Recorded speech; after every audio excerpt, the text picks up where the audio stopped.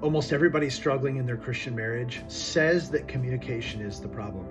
And guys, I've been doing this a long time. And here's the thing about communication. We learned to communicate when we were 1 and 2 years old. It's not that we don't know how to communicate, right? It's that things are getting lost in translation. And when we're in those early stages of our relationship, things are so much easier, especially when we're thinking so much about what it is that the other person needs.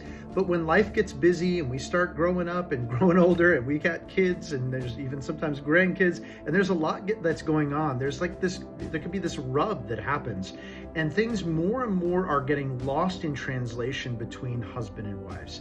And it gets even worse when there are hurts, when the marriage has been on the back burner, when the kids have been coming first, and there have been a long season of the marriage not being prioritized, and the husband and wife begin clamoring for their needs, and then it looks like and feels like a lack of communication, or communication that's just plain ugly. So here's the thing, like, if you turn to the resources that are out there, most of the non-Christian secular resources that are out there are going to tell you, do this, do that, this is how it should look, this is how it shouldn't look. And the problem with it, sometimes it can be really helpful, but the problem by and large is that it doesn't bear in mind, especially for Christians that are wrestling in their marriage, it doesn't bear in mind the God's design and what God's design would and should look like in the context of the marriage. So let's just be honest here. Most of the resources that are out there would hardly even, some of them would even say that male and female are social constructs, but God said male and female, I created them. And we lose and we forget, and a lot of those resources are not even bearing in mind that male and females are different. And that's exactly the beauty of how our Creator designed us. And when things are getting lost in translation, it doesn't mean that one is right and one is wrong, as much as it means that we're not hearing each other, not giving to the other person what the other person needs.